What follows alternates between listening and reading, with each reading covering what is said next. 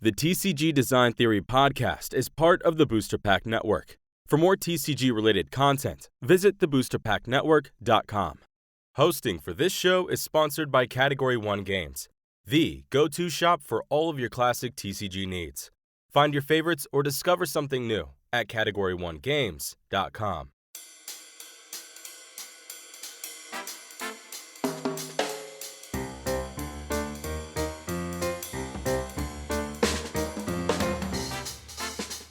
All right. Hey, what's going on, everybody? My name's Jay, and this is the TCG Design Theory podcast.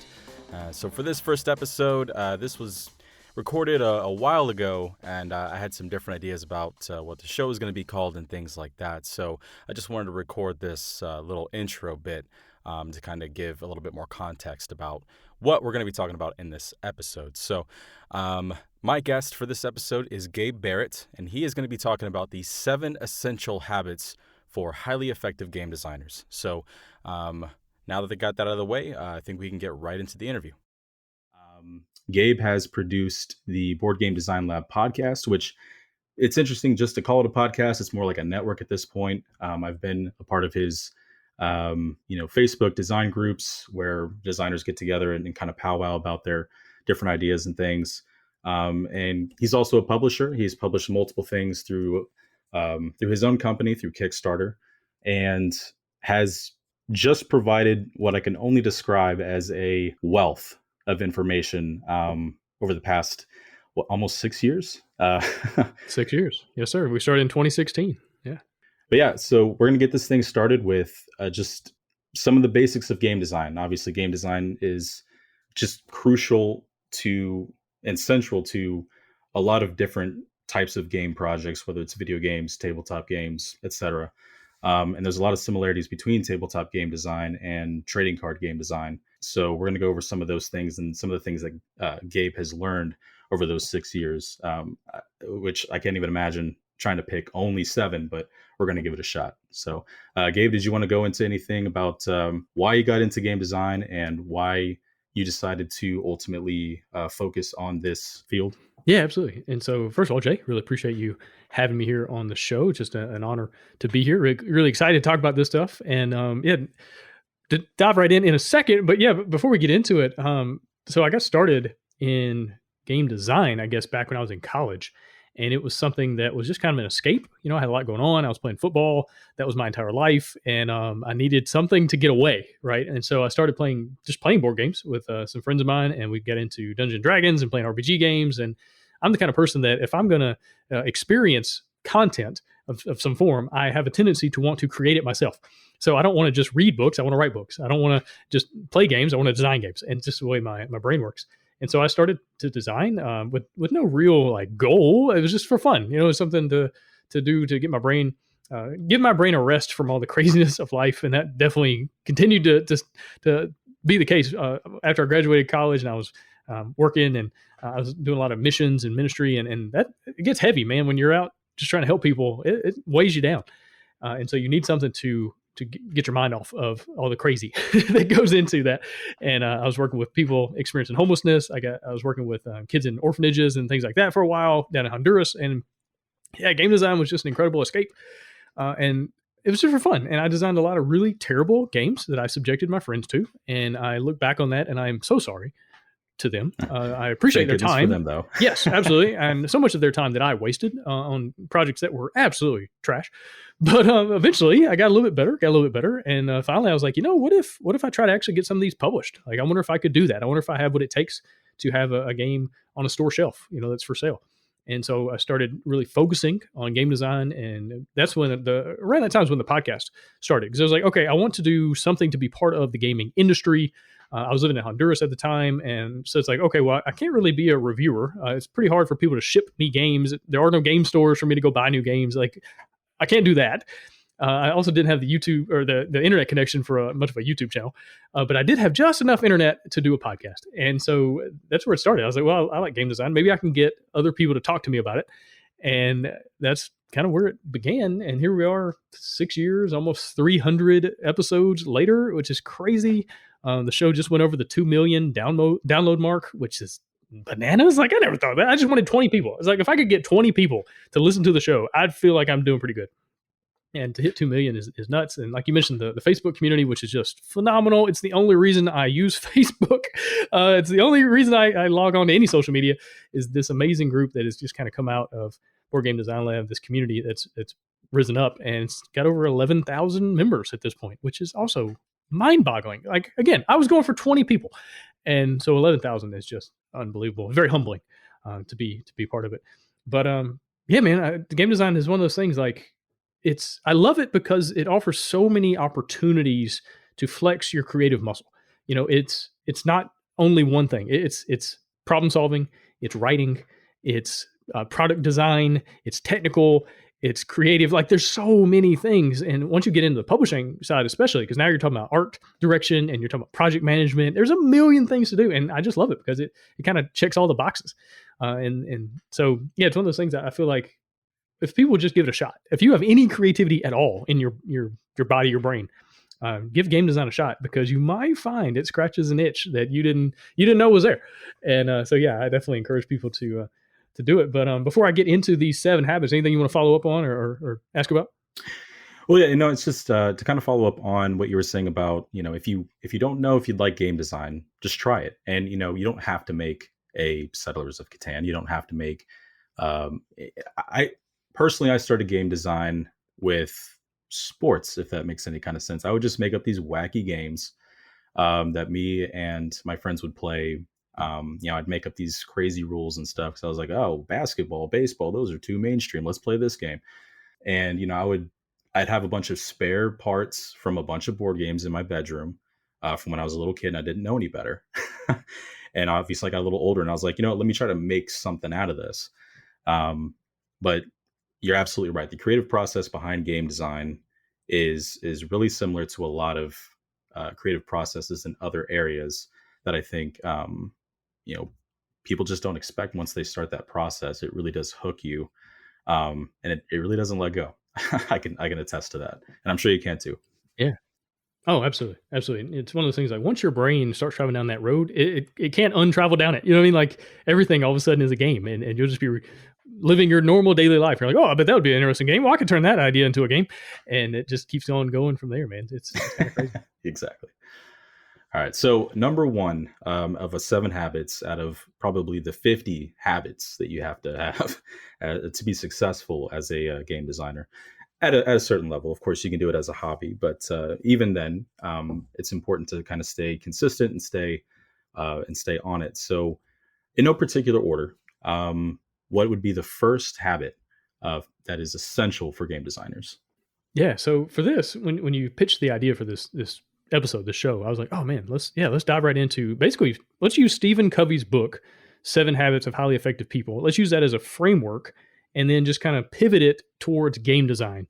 And I read that book years ago. It came out in 1989, and it still holds up. And it's just amazing. Like we were talking about before we hit record, it's like it's hard to stand the test of time, because, I mean, the world has changed in the last 15 minutes, let alone in the last 25, 35, 50 years, And so to write a book in the late 80s that still stands up today is no small feat. And it's no wonder that so many people have read it, and it's just sold millions of copies around the world. And so we're just going to use that as a framework. Like you said, there's probably 50, there's probably 100, there's probably 1,000 different habits, you could really use as a game designer, but we're going to use these 7 that Stephen Covey came up with. And the first one is to be proactive. And what that means basically is, first of all, worry about the things that you can change, and don't worry too much about the things you can't, right? No matter what we're talking about, whether it's business, whether it's, sports, life in general, game design, there are certain things that are in your control. Focus on those. And there are a whole bunch of things that aren't in your control at all. So don't waste your time. Don't spend too many brain cycles worrying about those. I think it's Mark Twain who said, terrible things have happened to me in my life. Some of them actually happened. It was like, I've experienced some terrible things in my life. Some of them actually happened. There it is. Yeah. So, and he was talking about how basically in your head, you play through all these scenarios. You come up with all these things that could be or could happen, or they might say this. Oh, I bet they would say that. And you play through all these things, and none of it's real, and you waste so much time. And so, to consider the things that you can change. And so if we're talking about game design, you can consider how much time you devote to it. right? Is this something you do every now and then, when you feel a little motivated, or is it something that you schedule and you say, all right, every Tuesday and Thursday night from 7 p.m. to 10 p.m., I'm going to work on game design. And one of the main things people talk to me and they ask me about is time management. It's like, how in the world do you get things done when there's a million other things to do? There's a day job, there's family, there's Netflix, there's so many things. And the main answer is to schedule it. It's just like anything else. You have to be at your day job from a certain time to a certain time. Like, why not treat game design in a similar way and to go pro, so to speak, even before you're making money at it, to go pro, because you can control that. You can't control what the market does. You can't control so many things, but you can control how much time you devote to this craft. And you can control kind of the way you set up your life accordingly, right? If this is something you want to do and you want to pursue, then control those things, right? Have you found that in your own game design is like scheduling? Have you done anything as far as like scheduling or figuring things out as like consistency or anything along those lines? So yeah, it's really interesting. Kind of looking at it from the perspective of just kind of getting out there and doing it. You mentioned not worrying about the things out of your control and not thinking about different scenarios and different things that are all over the place, or the different directions things can go. But just to get out there and to, I think it was something that a character on Adventure Time said. It's like, you got to suck at something before you get kind of okay at something. That's really just it. You have to just make the time for it, and whatever it is at the end of that, that's what it is. And then the next time you do it, you'll be better at it, and you'll just go from there. And the things that, like you said, you can't control, You don't know how to do everything at first. You don't know how to be the best if that's what you're striving for. You just have to be you, because you are the only one that can be the best version of yourself. So I think that applies to game design a lot. Yeah, 100%. And just thinking about it from like a sports angle, there are the LeBron Jameses of the world, the Lionel Messis of the world, people who have just been kissed by God to be great at this thing, right? That had they never done any work at all, they're still 6'9", incredible athletes, can jump 50 inches. It's just amazing. And if they didn't put any work in at all, they would still be really good. There's some people that are just born that way. Yeah, right. Exactly. But you can't control that. You can't control like what family you're born into, what situation you're born into. There's a million things that you had no say in whatsoever. You can't control it. What you can control is how many hours you put in the gym, so to speak, right? And in our case, how many hours you put into game design. And one thing you realize is that quantity produces quality.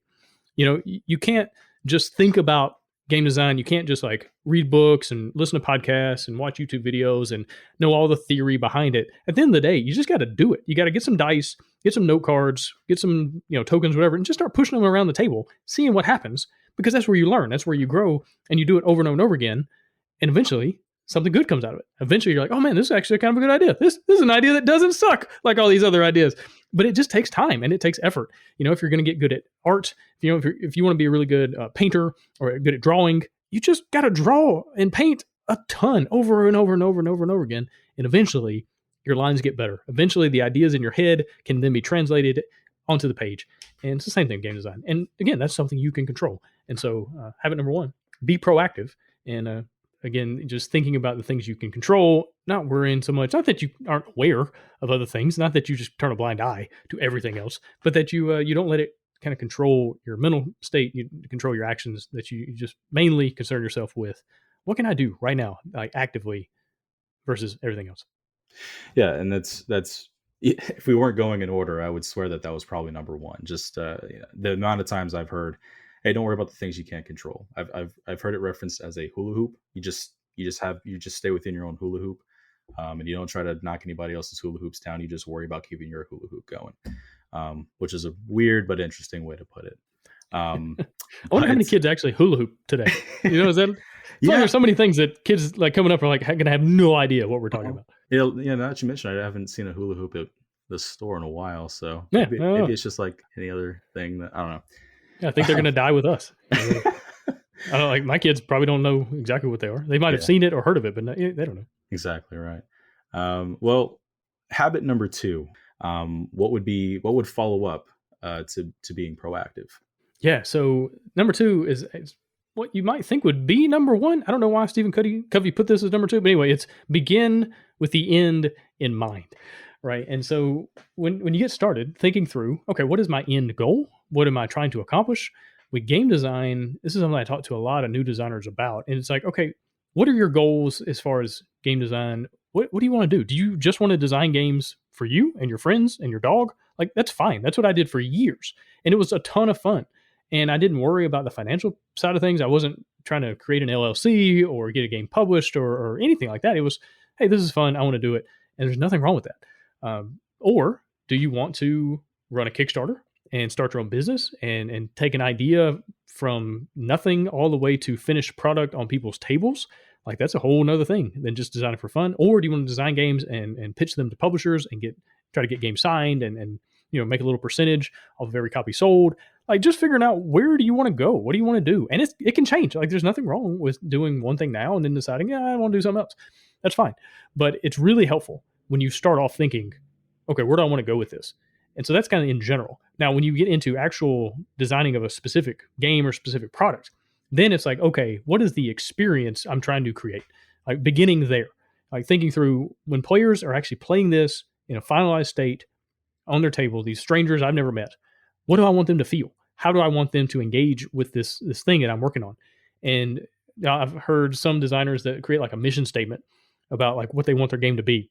And I think that could be really helpful. The thing I think about is a decision filter of thinking through, okay, this is the experience I want to create. And so that creates a filter for me as a designer, that every new idea or everything that kind of comes in contact with the game, it just goes through that filter. It's like, okay, does this get me closer to that experience or further away? And I can filter out things a lot easier because I know where I'm going.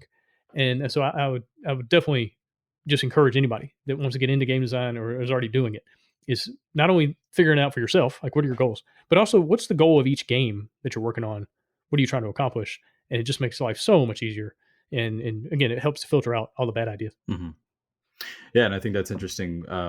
Interesting to think about from a perspective of trading card games or collectible card games, because you're not, you are thinking about people having a great gameplay experience, and thinking about things like, okay, is this game easy enough to get into, even though it's been out for 4 or 5 years, or it's been out for 1 or 2 years? Is it like Yu-Gi-Oh, where if you wanted to try to play Yu-Gi-Oh right now, you'd have to read 7 books worth of text in one deck, to understand how those mechanics work. But then you got to think about the collection aspect of it, whether that's in wholesale sets, booster packs, or smaller packs that come out. Some people just want to collect the cards or collect the sets as they come out. Maybe collecting is the first thing that's most important. So when you bring up the having the end in mind and wanting to have an experience in mind of what you want your players to feel, I think it's interesting thinking about it from the perspective of your players. That can be your really competitive players who are going to win tournaments and things like that, versus those who just want to collect. Maybe they just want the shiny Charizard. So I think that is definitely an interesting way to think about it. Definitely having the end in mind, having goals, is very important. Yeah, and to your point, is this a game for casual players? Is this a game that you want to have a really tight tournament scene where the game is very balanced and there's a lot of strategies that work? There's a lot of paths to victory. Because that's a totally different thing. Do you want to lean into the collectible side of things and have like ultra rares and kind of rares and not as rare and whatever system you want to create? So I think, yeah, having an idea early on is going to be so helpful, because it gets expensive from a publishing standpoint, very expensive when you start pivoting halfway through, right? When you're like, oh, okay, I thought it was going to be this kind of art style, I'm going to do this totally different one instead. Like, that gets expensive, man. And the timelines get stretched out because you're changing things because you had a different vision at first. And there's nothing wrong with changing. That happens all the time. But if you can at least minimize that as much as possible, life gets a lot better, especially from the publishing side. If you're just designing a game, it gets a little bit easier because maybe you haven't invested a bunch of money yet. That's something, if you want to leave that to a publisher to worry about. But yeah, you got to be careful. man, when you start doing lots of changing, and Matt Leacock, who designed Pandemic and has just designed some of the greatest games of all time, this is something he talked about when he joined me on my podcast. Is like he got super invested in a game, spent a whole bunch of money, and then was real reluctant to change it because he's like, I'm about to waste all of this money I spent. And that's a dangerous thing as a designer. You don't want to get locked into a bad idea just because you've already invested in it, time and money. So yeah, definitely something to think about. Mm-hmm. Yeah, that is very interesting. I've gotten to those stages without investing a lot of money, or any money, but I get kind of down the rabbit hole of, well, I really like this thing. I really like it and I really want it to be in the game, but it just does not make sense. And those are really hard to do. So I can only imagine dumping a lot more time, a lot more money into something that's uniquely yours at that point, and having to look it in the face and say, hey, buddy, this isn't going to work out between you and I. But that's interesting. And it only gets harder as you go on. Because as you have to make some of those decisions, the consequences are going to be a bit bigger each time at each stage. But yeah, I think that nails it. I think both these habits so far have been number one. I don't know. Understanding 1A and 1B, I guess. Understanding the 7 habits in Covey's book, it's they all hit a very crucial aspect of something that you can't really say, oh, I can do without that one. It's like, well, no, this one's important too. So speaking of that, let's get into number 3. The third habit for essential game designers. Number 3 is put the first things first. Now, again, I think number 3 could have also been number 1. It would have made sense. Number 2 was begin. Number 3 is first. I don't know, whatever. He's smarter than me. He made a lot more money than I have off the books. But anyway, put the first things first. And what he's talking about is prioritize. And it's so easy as a game designer to waste a ridiculous amount of time on things that do not matter, right? That there's a huge difference between motion and progress, right? Because a lot of times as a designer, this used to happen to me all the time when I was starting out, is I would be working on a game, I would be working on a prototype, and I would find myself on Google Images for hours and hours and hours trying to find that perfect image for my prototype. An image that I do not own, that I have no reason to concern myself with, really, that an icon would have been fine, a stick figure would have been fine, but I use up so much time trying to find that perfect image for a prototype that was going to change 15 minutes later. And it felt like I was doing something productive, but the truth is it was just motion, but not progress. It's like if your car has ever been stuck on ice or stuck in the mud and you've got the pedal down to the floor, you got the accelerator on the floor, and you look at the speedometer and you're going like 60 miles an hour. Like the wheels are moving so fast, but you're not going anywhere. And that's a danger. Anytime you're doing something creative is to get stuck in the mud, get stuck on the ice. And because you feel like movement's happening, you're like, oh, okay, we're doing something cool. This is great. But you haven't gone anywhere. And so prioritizing things, what is actually going to move the needle? What's going to make the most sense? How can I best use my time today, right now, in this moment? And looking up Google Images, probably not where it's at. As you get more into game design, you realize that you don't have to do everything, that there are other people that you can bring on the team to help with certain things, whether it's playtesting. Obviously, you want other people, but also game development, having somebody to kind of help you get the game from good to great. If you get into publishing, you start realizing that you're only good at certain things. You're not good at everything. But also there's a lot of stuff that really is not fun. Like I don't find accounting fun. I don't find logistics and fulfillment fun. I don't find customer service fun. I'm not any good at those things. It takes me a lot longer to do those things than it does other people who are good at it. And so I started hiring those things out. I found freelancers and people to bring on the team that are much better at that. And I pay them to do those things. And it frees me up to do the things that I'm really good at, the things that I really enjoy. And so, if you're designing a card game, you don't have to do it all, right? You can find other people, co-designers, maybe, at least having people that you kind of trust with, putting it in front of them and saying, hey, here's where I'm going. What are your thoughts? Any of those things. But again, those things move the needle. Those things actually create progress. They create productivity more than just motion. And so, yeah, prioritizing is a huge thing. And that kind of plays right into habit number 3. Put the first things first. I may or may not put that on a shirt. The motion, you may be in motion, but you may not be progressing. I can't tell you the amount of times I've I've thought about different prototypes for games, whether it was TCG or otherwise. Um, and I love graphic design. I think it's the one thing that I can get, other than game design, that I can get sucked into. 3 hours can go by, and I wouldn't know. For me, it would be like 20 minutes, and I'd be like, oh man, this icon looks great. Like, when you mentioned going to Google Images and searching for hours for that one perfect image, the amount of times that I've done that and the amount of time that I've wasted is embarrassing, but it's fun. And when you find that image, it's great. And then you realize that mechanic doesn't quite work and that card's no longer part of the system. Yep. But yeah, just prioritizing, your game's going to be ugly. I don't like it.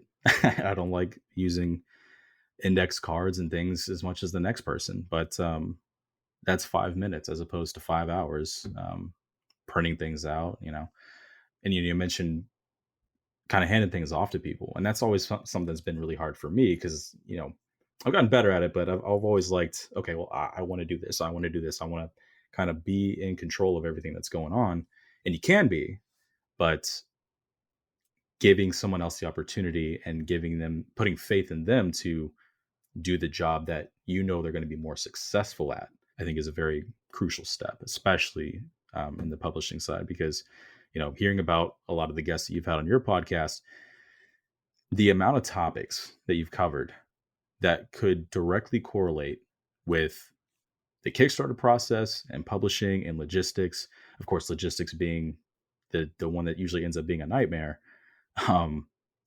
is mind-boggling. And to think that you can sit there and sift through, and you, as someone who's done it for 6 years, and even before that, looking up countless amounts of information, you still wouldn't do that to this day. You still put that in the hands of other people, marketing specialists and things like that. And it's just a necessity. It has to happen if you want to get to that level, of course. Yeah, like exactly. And it also depends on your goals. Like there's nothing wrong with taking 5 hours to find a Google image if this is just for fun, right? If it's really not about creating a product or creating something that you want to go out into the marketplace and do well, if this is just a nice little hobby and a place or an opportunity to take your brain away from the craziness of life, then by all means, do whatever process you want. But if you're really trying to be productive, you're really trying to get something done, you're trying to put out something that other people are going to buy, that they're going to play and have an enjoyable time with, then you got to start thinking differently, right? And so another thing is kind of the difference between playing your game and playtesting your game. That's another thing here, right? Is thinking like, what are my priorities? What am I trying to accomplish? Because playing your game is one thing. Playtesting is a whole nother ball game. That's when you're talking about like research. We're talking science here. We're going into a game with a hypothesis. I think the game is unbalanced in this way. Oh, I think the economy of the game is a little too tight. Oh, I think this one strategy is a little overpowered versus some of the others, right? And you're going in, and as a researcher, you're taking notes and you're trying to figure this out. Am I right or am I wrong? And then I'm going to make adjustments based on that. That's totally different than just sitting down with your friend and just throwing out some cards and seeing who wins. So, again, prioritizing what you're actually trying to accomplish, and a lot of things, really good things happen when you start thinking in those terms. Right. Yeah, I think that's a good point. Being part of some of the play testing with some of the projects I've worked on, it's you think you have something good, and it can be, but it takes a lot of work. If you played or play tested the game for 5 minutes, you may have 5 hours ahead of you of sifting through. Okay, what do I need to change? Here are my notes. This is what this person said. That this person beat me in 10 minutes, and I made the game. So what happened there? Right. Yeah, it's so interesting. It really is a lot of work, but it's a lot of just completely engrossing work as well. Like it just captures your imagination. So number 4, I guess this is considered halfway, unless you consider half. Over half now. 3.5 would be half. Yeah, we're over halfway now. Right. We're like 54% or something like that. So number 4 is think win-win. And from a game design standpoint, it is, okay, how can I do things that are going to create wins for more than just me, right? In business, you don't want to screw everybody over because that eventually is going to get back on you, right? In game design, I mean, similar thing. If you go to a playtest night and you only playtest your game and you never want to playtest anybody else's, they're not going to playtest your game anymore, right? It's got to be this win-win. It's got to be give and take, And so, thinking through how can I help others, and then they're going to reciprocate. It's just a natural human psychology. When someone does something for you, nice, something, whether it's physical, whether it's a kind word, whether it's letting you borrow something, whatever, you want to reciprocate. You want to give that back. You don't want to owe them, so to speak. You want to kind of set things even, right? Get things square. And game design is very much like that. And so you see this all the time online in Facebook groups and whatnot, where people come in and they are just self-promotional. They're only there to talk about their Kickstarter project, only there to talk about their game. And that only works for about 5 minutes. And everybody catches on real quick to what's going on. And eventually, not that long after that, there's no engagement. Nobody comments. Nobody wants to talk to them or have anything to do with them. Nobody's going to offer to help playtest their game, because you know what this is. This is completely self-promotional, self-centered. And so you got to think through, okay, a phrase I heard a long time ago, it was be a ladder builder, not just a ladder climber, right? How can you build ladders for other people? Because when you do that, they have a tendency to want to build a ladder for you, right? And not that you do that selfishly. It's not like, I'm going to help you, so you have to help me. Like, no, that's again, self-centered, and that's not what we're talking about. But to think in terms of how can I help others? Because it's, one, just a better way to live. But two, if I help you accomplish all your goals, I promise you're going to want to help me accomplish mine. And it's just kind of the way we work. And so number 4, think win-win, not just for me to win, but for other people around me to also win. Mm-hmm. Yeah, that's very true. I mean, this situation right here, I listened to your podcast for, what was it? Probably about a year and a half before your very first Kickstarter came out, Final Flick Tier. And I just knew when that project came out, I was like, I need to do something with this project. Like I was like, if there's something I can do for Gabe, for all this content that he's put out, which again, for anybody who doesn't understand the board game design lab, it is an insane amount of knowledge. I think at this point, with the amount of episodes, I think you're really having to dig for different topics. We're getting real niche down sometimes. Right. It's like, well, this is an episode for like 17 people that this is going to apply to. It's like, this is if you want to design a game blindfolded while doing hopscotch. It's like, okay, that's for me. That episode's coming up, by the way. But it's absolutely I'll tune in. But it's absolutely correct. Is if you help others, you'd be surprised how much of that kind of fits into just your nature, to your human nature, of wanting to see others succeed. Sometimes a little bit of that jealousy can set in before you've really gotten into something, and you can see someone be successful, and you kind of got that tinge of like, I wish that could be me. I wish that could be me. But when you really start engaging with the community and creating those win-win scenarios, I think it's just exponential from there. It just launches. And a great example, of course, is the community you've built. I think when I first hopped in, it was like 3,000 people. So the fact that it's 11,000, the fact that you have 2 million downloads, it just builds off of itself. It's just like this compounding thing. And I think that's just incredible in the way that works out. Yeah, and it's been really interesting to experience that. I've had so many people email me during a Kickstarter, or when something's going on, and they'll say, "Hey, I just saw your game. It's not for me. It's a solo game. I don't play solo games. It's a game about whatever theme. I'm not into that. I don't like the mechanisms, whatever. But I backed the project. I bought the game, and I'm going to give it to my cousin. I'm going to give it to a friend of mine who I think is going to enjoy it. I just wanted to support you." And it's like, wow, that is so humbling. And it's so nice, when people say, "Hey, I've gotten a lot of value out of things you've done, and I want to give that back in some way, and I just want to support what you're doing." And it's like, wow, this is amazing. And again, you don't go into it expecting that.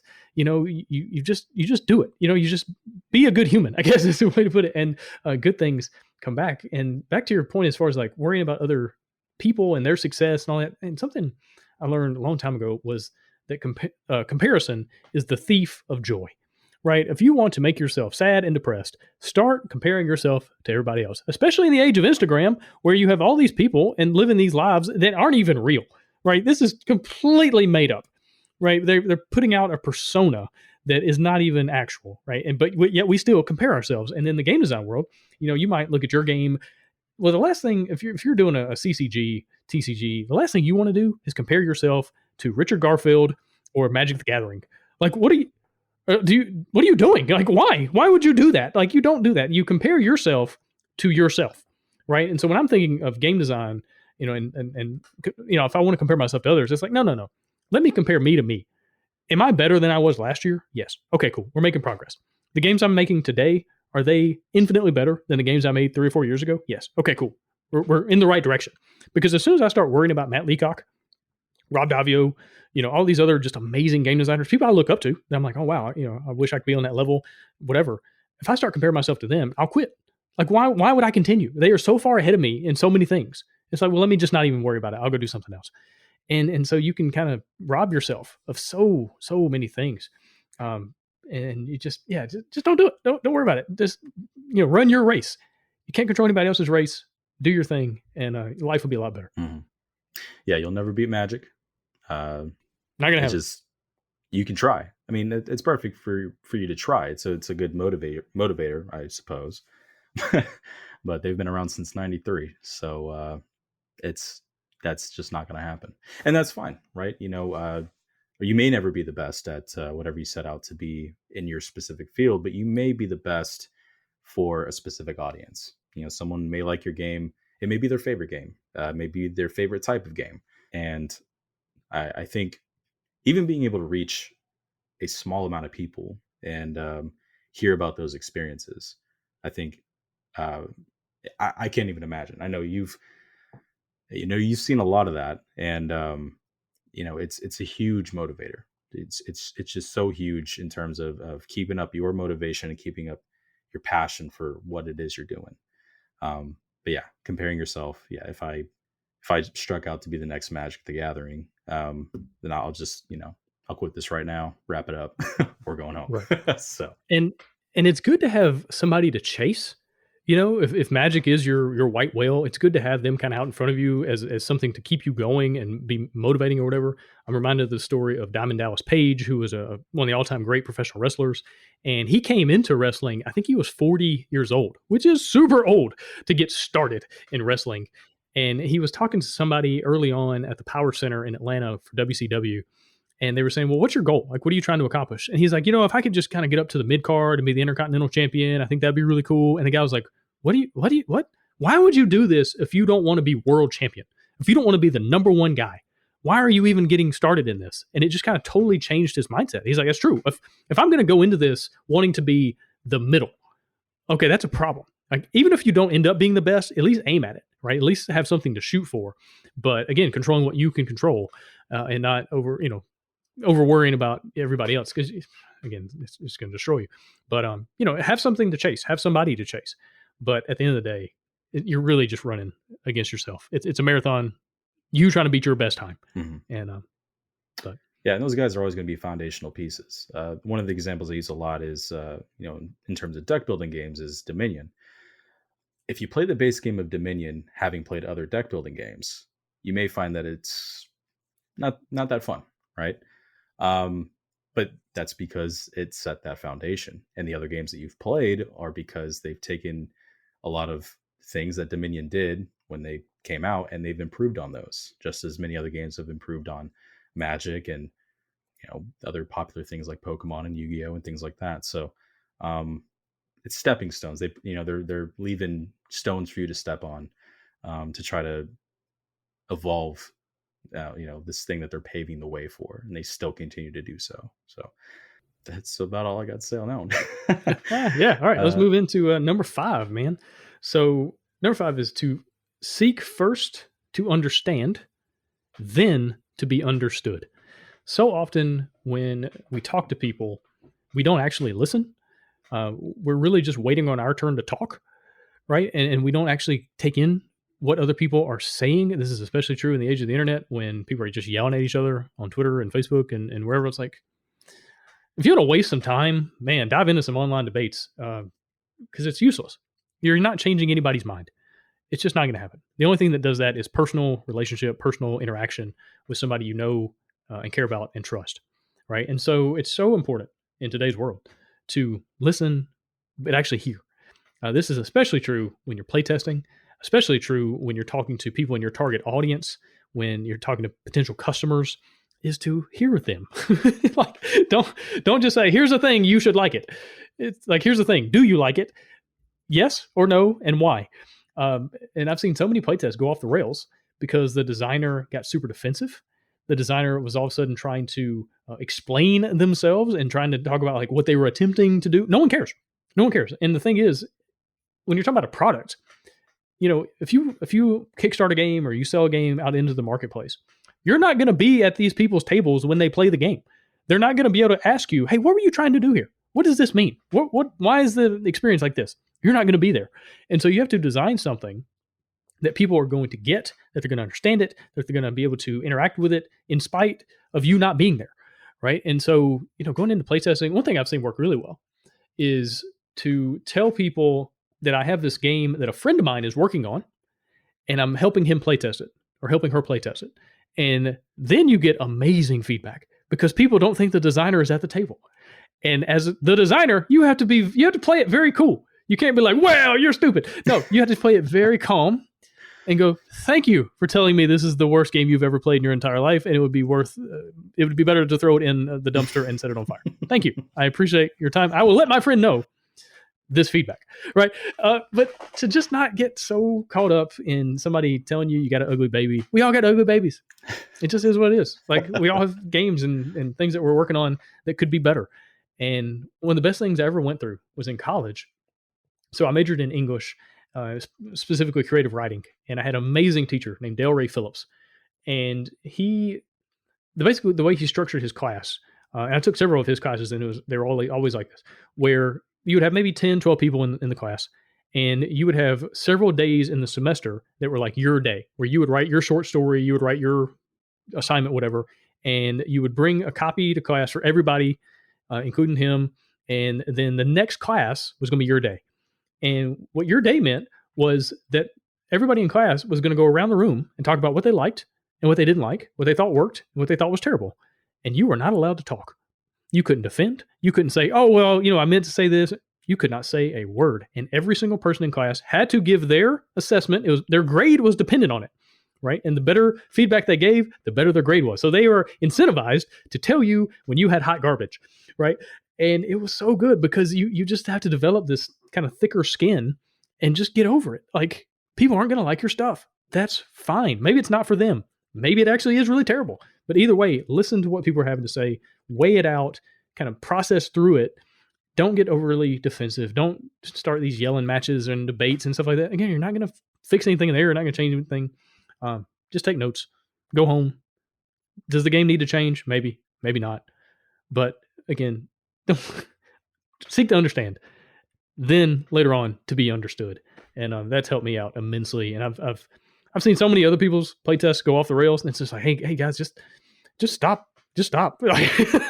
It's okay. They hate your game. It's fine. Move on. Do something else. So anyway, that is number 5. Yeah. No, that's I think another one of the things I heard on one of your episodes was your game is going to get play tested more when it hits the table on day one than it ever did play testing. Oh yeah. Before more people will play the game the day it comes out than ever played it during play testing. Mm-hmm. Assuming you have a game that people actually buy. Yeah. It's like, I don't know, this random box just showed up on my doorstep. I guess I'll play it. But yeah, no, that's always been very interesting because until I heard that, and I kind of took a step back and thought, oh, you know what, that's absolutely correct. And it plays into, you're never going to please everybody. You have an audience, and those are the people you need to listen to. If you listen to everybody when you already know who your audience is, then you're just wasting your time. As you find out the game's identity and the experience you want to create and who ultimately gravitates towards that game, it's that feedback that you want to get, and you really do need to listen to it. 10 people can say, "Hey, this is great," and that one person is going to be like, "This is trash," and human nature is going to say, "Oh, trash, trash, trash." It's just going to play over and over in your head. But yeah, I think that's just a really important thing to do is listen to the people who are playing your game, because when you create something and you put it out there, it is no longer just yours. You may have created it, but it now belongs to those who are experiencing it in whatever way they happen to be experiencing it. So Yeah, and this actually leads into number 6. I kind of want to finish off with number 5 and just talk about empathy for just a second, and just kind of putting yourself in the position of other people, especially in playtest. Right, one of the things I learned that was so helpful in one, creating better playtesting environments, but 2, creating playtesting environments that people wanted to come back to. Right, because it's one thing to get somebody to playtest your game once. It's a whole nother thing to get them to playtest consistently. That's very challenging. And the thing I really understood was empathy, to realize I don't have to finish the playtest. If the game is not going well, if it's lasting longer than it should have, if it's to a place where it's not fun anymore, if it's to a place where it's broken, whatever it is, shut it down. Do something else. Give people a piece of pizza and a Coke and say, "Hey, sorry, that was a hot mess." And yeah, we had to cut that and shut that one down. We're done. Well, giving people permission to say, halfway through, "Hey, I don't want to play anymore," and that's okay. Because so often people will finish it out just to be polite. They don't want to be rude. They don't. They know you put a lot of time and effort into this. They know this is your project and you're working real hard on it, and they don't want to say anything, but they're dying. Like they're having a terrible time. And so just to give people permission to raise their hand and go, "Yeah, this is not fun. I'd rather do something else. I'd rather do nothing actually than this." That's okay. But to just put yourself in their position. Same thing with your target audience. Is this a game for younger people? Let's say it's a game for like teenagers. Okay, how much money do they have versus a game for people in their mid 30s? Now, teenagers, honestly, might have more disposable income. I think I had more disposable income in my teenage years than I do now in my mid 30s because I didn't have all these responsibilities and the mortgage and the kids and all that stuff. I don't know. But anyway, it's something to think about. How much time do the people in your audience have? And that kind of goes into number 6. Number 6 is to synergize. And what that means is basically creating this well-rounded approach for all the people involved, right? Your potential customers, your teammates, the audience that or the community you're trying to build up. One of the best things I ever did for the Board Game Design Lab was really before it even started. Before I recorded an episode, I sat down and I wrote out, who am I aiming this at? And I created a little made-up person named Steve.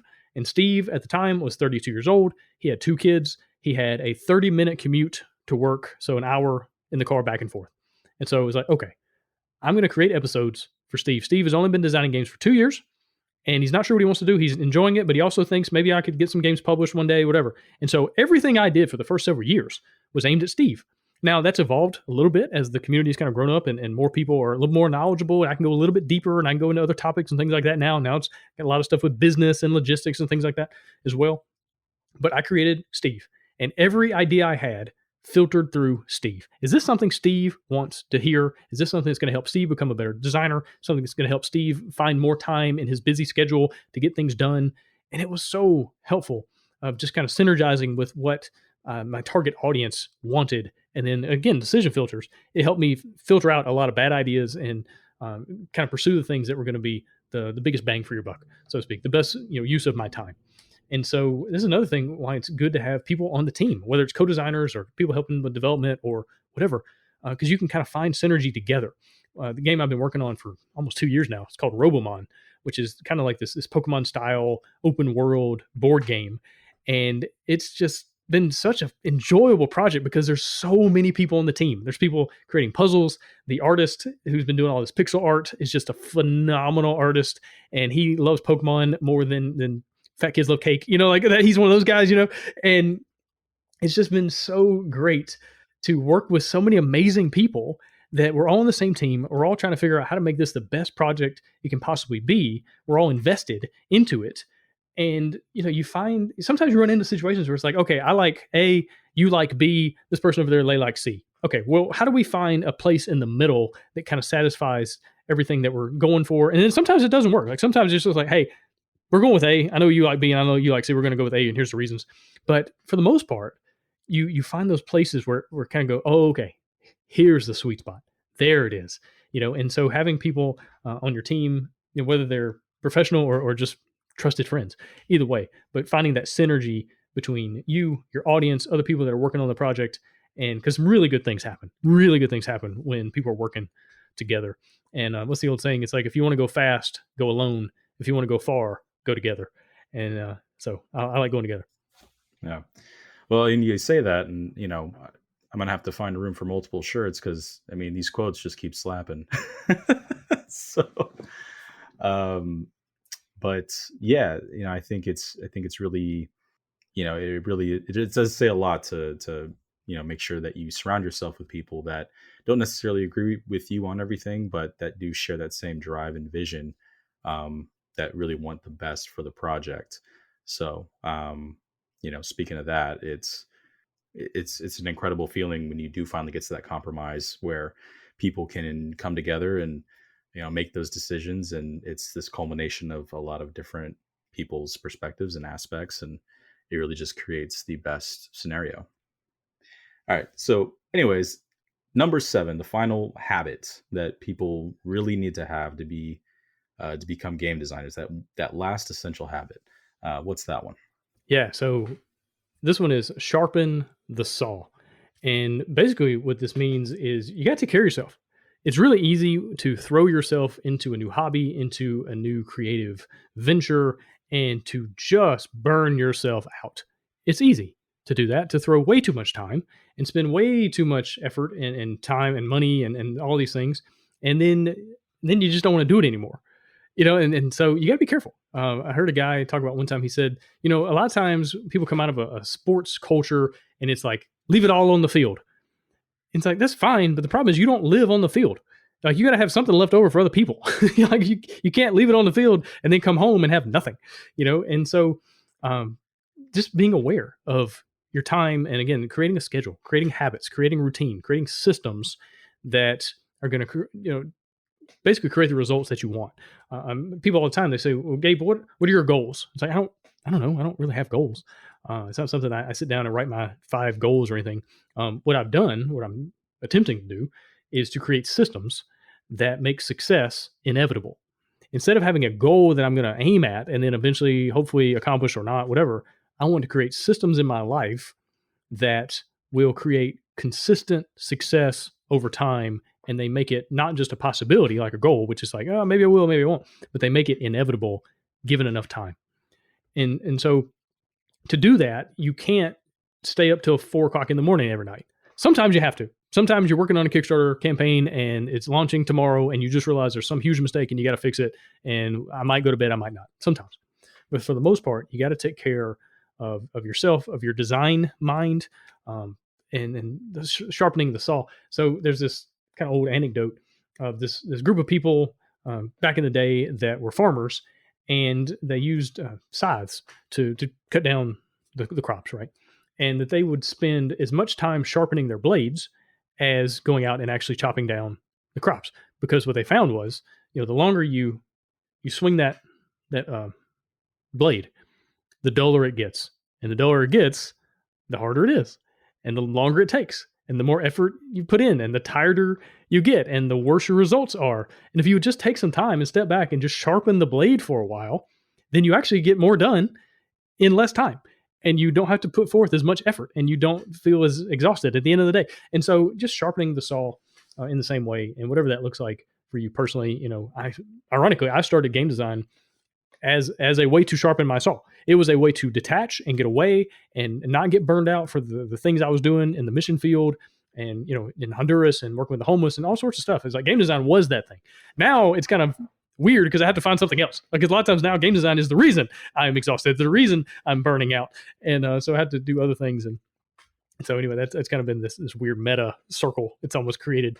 But I tell you what, one thing I do now is I will work on games that I know are, I don't want to say waste of time, but like are not good ideas as far as like products.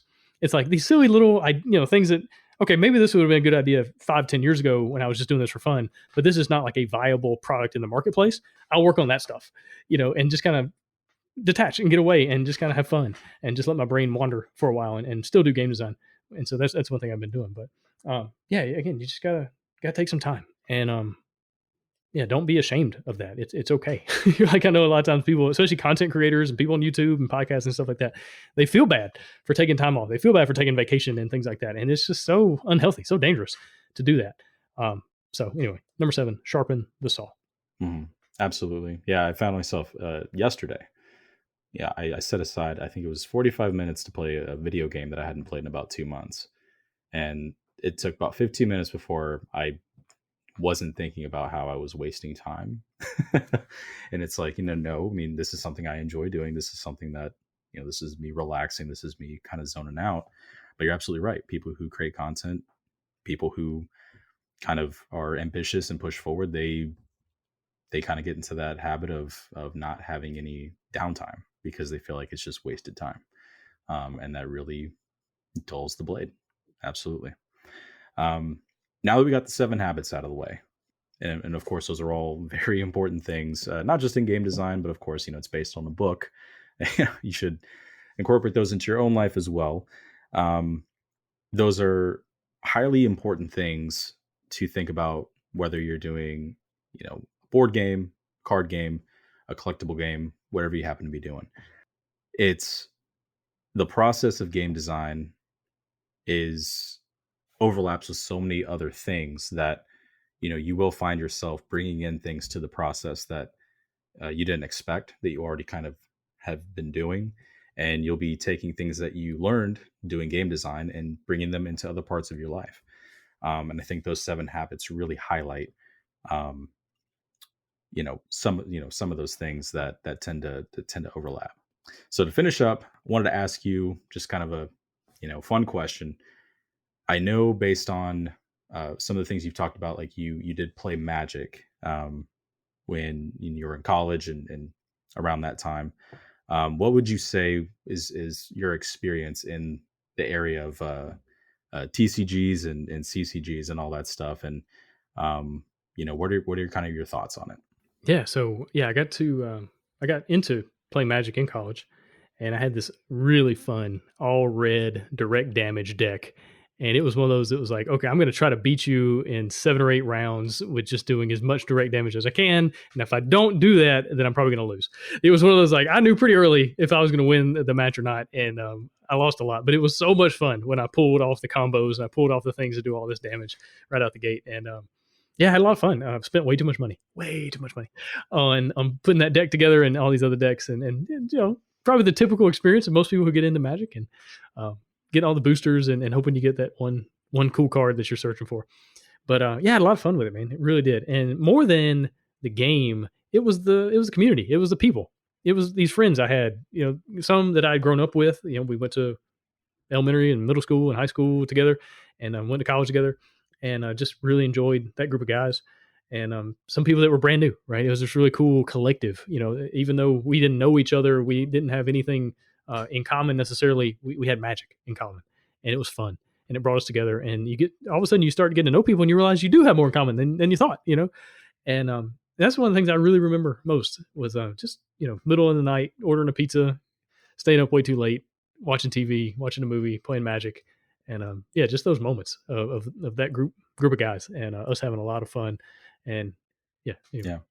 And of course, there's been a huge resurgence. I think ever since the pandemic started, there's, with supply chain issues, I think there's just been this increasing trend in demand for things, for trading card games, but especially Pokemon. I know Pokemon's, I think, the biggest media franchise in the world, as far as what they make money wise and everything like that.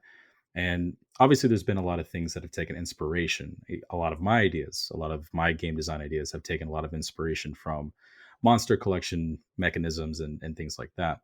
But I really wanted to touch on Robomon for a little bit, because I've seen this. I saw this project. I saw you announce, kind of the beginnings of this project, a while ago, and it doesn't matter how many times someone has taken inspiration from that type of that genre. I'm always excited for a new project that centers around monster collecting and battling and things like that. So before we end this, I was wondering if you could just tell us a little bit more about what you are trying to accomplish with Robomon. Yeah, for sure. So this is a project, man. Again, I've been almost working on it for 2 years now, which is it's kind of crazy. I thought it would be done by now. It's one of those things that just kept getting bigger and bigger and bigger, and we kept adding more to it, and all good stuff. And it's a game that I continue to love to work on. And that's another thing as a game designer. There are times where you just hate your game because you played it so many times, you play tested it so many times, you still can't figure out the answer to this broken situation and mechanism, whatever it is. And it's like, oh, I'm done. I'm so done with this game. But Robomon, even 2 years later, I still love to dive into the world, dive into the lore, dive into the mechanisms and the way the game plays. And it really started off, let's see, it was April 2020. And so we're in the pandemic and I was in Honduras and everything is locked down. I mean, way more locked down than people in the States or Canada had any experience with. Like it was crazy. Like you were only allowed to go out of your house once every 2 weeks. And so there I am, just kind of figuring it out. And we're doing. I was teaching English at the time, and I had a lot of time on my hands, and so I started thinking through what game do I wish I could play, and what I really wish now, and even 2 years ago, was that someone had created a Pokemon experience in board game form, open world. You're a character traveling around, collecting monsters, winning battles, uncovering mysteries, solving puzzles, but as a board game. But I had no idea how to do it. It was way too big of a project, way bigger than anything I'd ever done before.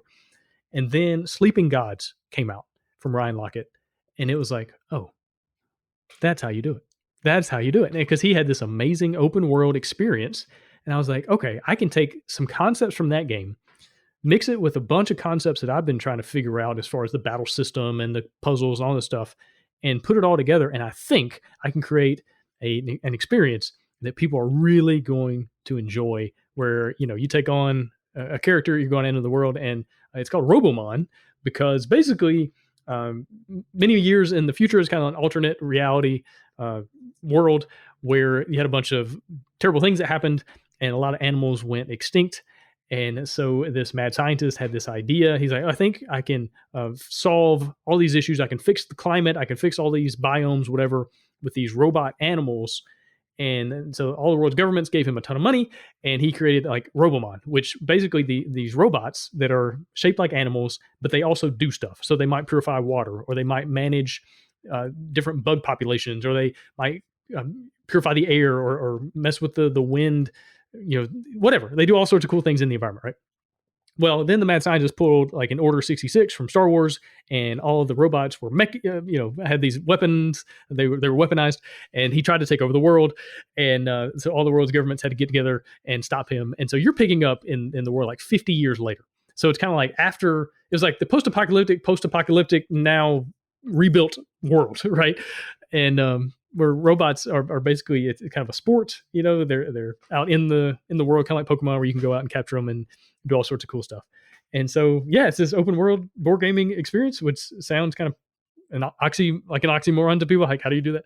But we figured out a really cool map system for how it works. And it's just been a ton of fun, man. And again, I've got so many great people on the team some people that are working on puzzles, and other people doing the art, doing the graphic design, helping with the writing. Like, there's so many cool aspects to the game. And it's a pretty big experience. But if you've ever wanted to play Pokemon in board game form, I really truly believe we've pulled it off with Robomon. And so, yeah, it's going to GameFound here soon-ish, hopefully sooner rather than later. It's been pushed back a bunch of times, but hopefully we're getting to where we're about done. It's one of those things, like in game design, whenever you're 90% done, you realize you've got about 90% left to go.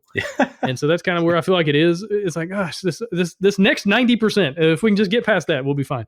But anyway, hopefully it'll see the light of day here really soon. Well, I'm super excited ever since I heard about it, because I had always toyed with some of those projects of, okay, I want to make a Pokemon board game. We had a Master Trainer back in like the 90s, which was god awful from a game design perspective. Yes, just complete RNG nightmare. But creating something with narrative and puzzles and things, not only for multiple players, but I think it's even harder to do it as a solo game, because at least in a game with multiple players, you are kind of feeding off the experiences together as a group. But when you are doing a game that is just as much of the experience playing solo, honestly, I can't wait. So that's definitely going to be something I'm going to look into. And just with all the card battling system and everything like that. If anybody's ever been a fan of the Pokemon trading card game, I have no idea how this game plays mechanically, of course, but I can only imagine it's going to scratch more of an itch than that would. So, but yeah, Gabe, I appreciate you coming on. I appreciate you being the first guest, of course, and just let us know when that's coming out. Yeah, absolutely. Jay, really appreciate you inviting me here. Man, it's been a lot of fun, and good luck to you as you get going. And as someone who has done a lot of these, 300, around 300 at this point, it's no small task to keep it going. And so good luck, and I just wish you the best. All right, appreciate it. Thanks. All right, so there you have it, episode 1 of the TCG Design Theory podcast in the books, with my first guest, who was Gabe Barrett, who has just provided so many resources for game design of all facets over the past 6-7 years. And if you haven't checked out his podcast, that's the Board Game Design Lab. They just got to 300 episodes, and he decided to step away from the podcast. But those 300 episodes are they're gold. So they're absolutely gold. So if you are more interested in game design in general, and he's even got a couple episodes in there about trading card games and collectible card games, by all means check that out. So aside from that, Robomon has officially funded at this point, and by the time this episode comes out, you can still go and late pledge to become one of the late backers to the project and get your hands on the game. It's going to be exciting. It's going to be excellent. I have a really good feeling about this project, and I think it's going to incorporate a lot of the big,